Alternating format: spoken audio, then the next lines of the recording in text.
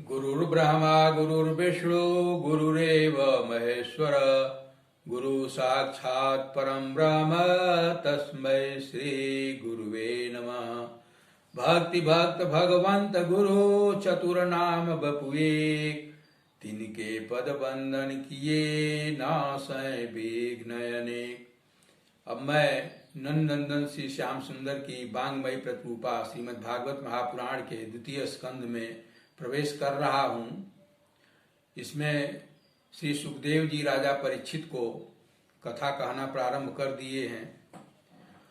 वरीयानेशते प्रश्न कृतो लोकहित नृप, आत्मविसम्मत पुंसाम श्रोतव्यादिषु यत्पर। हे राजन, आपने जो यह प्रश्न किया है यह बड़ा ही लोकहित में बड़ा उत्तम प्रश्न है। मनुष्य का जिस उद्देश्य के लिए जन्म हुआ है वह उनको पूर्ति नहीं कर पाता है तथा निद्रा, कलह एवं परिवार के भरण पोषण में ही अपना समय बिता देता है। मनुष्य को किसी भी तरह से ज्ञान से, वैराग्य से, भक्ति से ऐसा प्रयत्न करना चाहिए कि आखिर समय में भगवान का ध्यान उसे सदैव बना रहे। प्रणव शब्द अ उ म ओम शब्द है जिसका सदैव आखिर समय में उच्चारण करता रहे। हे राजन, आपके पास तो 1 सप्ताह का समय है। राजा खटवांग को मात्र 2 क्षण पहले ही उनके मृत्यु का पता चल गया था तथा उन्होंने सब मोह माया राजपाट छोड़ करके भगवान के स्मृति में अपना समय दिया और लोक परम पद को प्राप्त किए। आप अपने ध्यान को केंद्रित करें। इसके बाद राजा परीक्षित ने श्री सुखदेव जी से पूछा कि हे महामुनि, हमें किस चीज का ध्यान करना चाहिए। श्री सुखदेव जी कह रहे हैं कि परम पिता परमेश्वर विराट पुरुष जो 7 आवरण से घिरे हुए हैं, जल, अग्नि, वायु, आकाश, महतत्व, अहंकार एवं प्रकृति, इन आवरणों से घिरे हुए महाप्रभु परम पिता परमेश्वर के विराट रूप को आप ध्यान में रखें। उनके कानों में कुंडल है, गले में कौस्तुभ मणि है, 4 हाथों में शंख, पद्म, चक्र, गदा विराजमान है, उनकी मंद मंद मुस्कान है। इन सब चीजों का आखिर समय में आप धारणा करें। इसके बाद विभिन्न कामनाओं के हिसाब से देवताओं का ध्यान करने के लिए उसमें कहा गया है। सृष्टि के संबंध में श्री सुखदेव जी ने राजा परीक्षित को कथा सुनाया है। 12 भगवान के रूप में भगवान ने जन्म लिया है, जो पृथ्वी के उद्धार किया जिस समय चारों तरफ प्रलय ही प्रलय था तथा हिरण्याक्ष पृथ्वी को चुरा करके पाताल लोक में ले गया था। भगवान ने वाराह का रूप धारण करके पृथ्वी का उद्धार किया। देवहूति के यहाँ कर्दम ऋषि के रूप में अवतार लेकर के सांख्य का उपदेश दिया। अत्रि भगवान के यहाँ दत्तात्रेय के रूप में उपदेश दिया। धन्वंतर के रूप में वामन, परशुराम, श्री राम इत्यादि उनके अवतारों की कथा के विषय में राजा परीक्षित को श्री सुखदेव जी ने बताया। इसके बाद श्री सुखदेव जी भगवान की प्रार्थना किए हैं। जत कीर्तनम जत वर्णम यदेक्षणम जत वंदनम जत श्रवणम यदीक्षणम लोकस्य सद्यो विधिनोतु कल्मषम तस्मै सुभद्र श्रवसे नमो नमः। इसके बाद भगवान नाना प्रकार की उनकी प्रार्थनाएं किया। उन्होंने कहा, महामुनि ने श्री सुखदेव जी से कहा कि हे राजन, भागवत में जिस समय ब्रह्मा जी सृष्टि के उद्देश्य से विराट रूप भगवान के नाभि से कमल से पैदा हुए, उस समय वो चारों तरफ जल ही जल देख रहे थे। उनको कुछ नहीं दिखाई पड़ रहा था। दो शब्द त और प केवल सुनाई पड़ा और उन्होंने हजारों वर्ष तक तपस्या किया। भगवान प्रसन्न हुए तथा ब्रह्मा जी से वर मांगने के लिए कहे। उन्होंने कहा कि हे प्रभु, मैं सृष्टि की रचना करना चाहता हूं। सर्वप्रथम भगवान ने 23 तत्वों को मिला करके एक समष्टि और व्यष्टि सृष्टि की रचना किया। उसमें भगवान प्रवेश किए। वहां से उनको बोलने की इच्छा हुई तो मुंह प्रकट हुआ, चलने की इच्छा हुई तो पैर। इस तरह से उन्होंने एक सृष्टि की रचना की।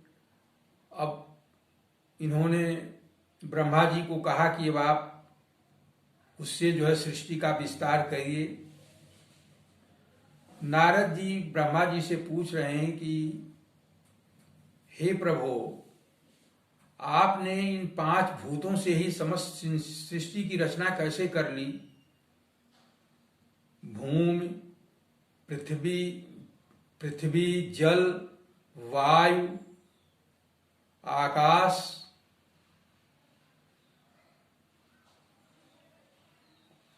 इन 5 तत्वों से आपने कैसे इस संसार की रचना कर डाली?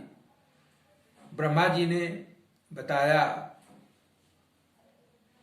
कि भगवान ने मुझे भागवत का उपदेश दिया था, चतुश्लोकी भागवत का। इसके बाद भागवत के 10 लक्षणों का उन्होंने जो है वर्णन किया है। चतुश्लोकी भागवत का जो उपदेश दिया था, अहमेवासमेवाग्रे नानाजश सत्परम पश्चादहं तदेतच्च यो शिष्येत सोऽस्म्यहम् ऋते अर्थे यत् प्रतीयेत न प्रतीयेत चात्मनि तद्विद्यादात्मनो मायां यथायाभासो यथातमः यथा महान्ति भूतानि भूतेषु चावचेष्वनु प्रविष्टान्यप्रविष्टानि तथा तेषु न तेष्वहम् एतावदेव जिज्ञस्वं तत्त्वजिज्ञासुनात्मन अन्वयव्यतिरेकाभ्यां यत् स्यात् सर्वत्र सर्वदा। सृष्टि के पहले भी मैं ही था, सृष्टि के बाद ही मैं ही रहूंगा।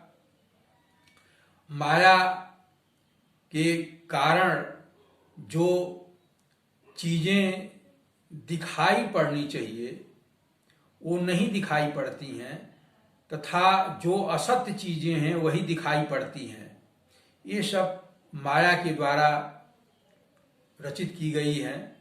इसलिए जो जिज्ञासु व्यक्ति हैं वो सदैव भगवान का ही खोज हमेशा उनको मन में रहता है और उन्हीं के बारे में ध्यान करना चाहिए। फिर भागवत के 10 लक्षणों के बारे में बताया। अत्र सर्गो विसर्गश्च अस्थानं पोषणमूतय मन्वन्तरेषां कथा निरादो मुक्ति आश्रय। 10 प्रकार के भागवत के लक्षण हैं, जिनमें ये 10 लक्षण पाए वही श्रीमद् भागवत महापुराण कहा जाता है। सर्ग, विसर्ग, स्थान, पोषण, उति, मनवंतर, ईश कथा, निरोध, मुक्त एवं आश्रय।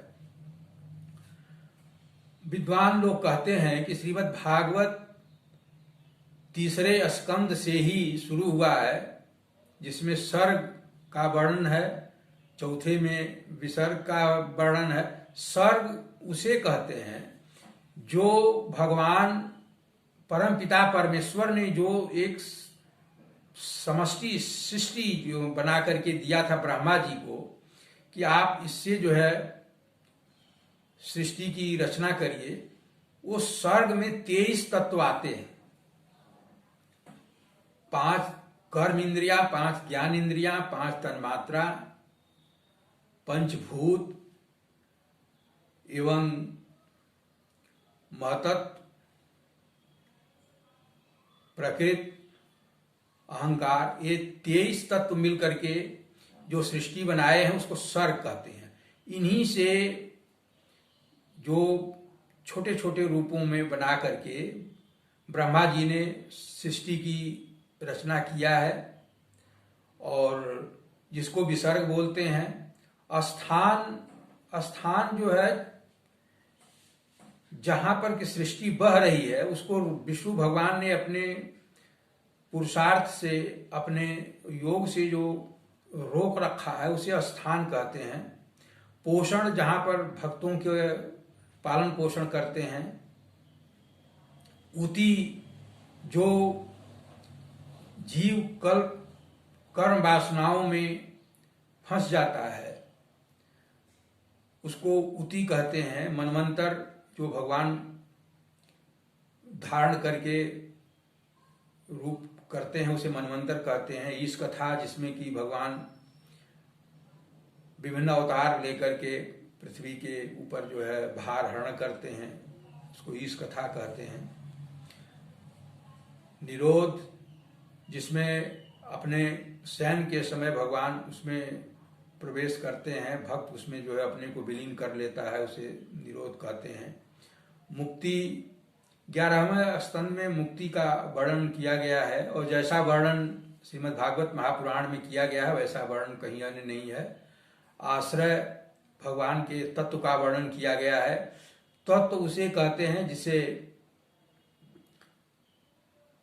अद्वैत ज्ञान से परे, जिसको कि परमात्मा भी कहते हैं, भगवान कहते हैं। इस तरह से श्री सुखदेव जी ने राजा परीक्षित को इन सब चीजों के बारे में बताया तथा कहा कि हे राजन, आप अपने मन को केंद्रित करके भगवान में ध्यान करिए, इसी से आपकी मुक्ति प्राप्त होगी। अब शेष कथा अगले भाग में मैं कहूँगा।